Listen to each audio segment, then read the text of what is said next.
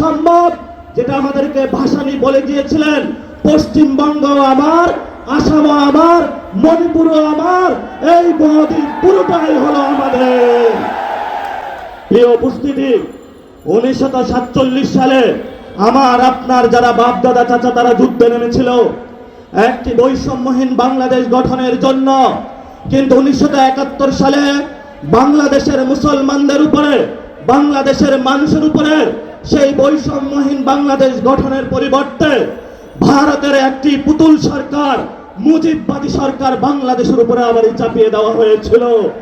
যেই মুজিববাদী সরকার গত 53 বছরে আমাদের উপরে জুলুম নির্যাতন করেছিল, আমরা স্বপ্নে আকাঙ্ক্ষা দেখেছিলাম 24-এ সামনে ছিলাম ভারতীয় যে বয়ান সেটা থেকে বের হয়ে একটি স্বাধীন পররাষ্ট্রনীতির মধ্য দিয়ে যাব।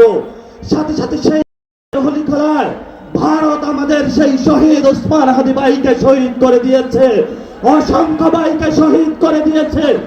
নতুন করে যখন আমরা স্বপ্ন দেখেছিলাম মুজিববাদী বয়ান থেকে বের হয়ে বাংলাদেশের একটি স্বপ্ন নিয়ে ইসলাম এবং সার্বভৌমত্বের আহ্বান নিয়ে আমরা সামনে এগিয়ে যাব, তখনই আমরা দেখতে পেলাম যার বাপ বলেছিল উই রিবল, তারই সন্তান মুজিববাদের পথ ধরে মোদের কাছে আমার নজরানা দেওয়ার চেষ্টা করতেছে।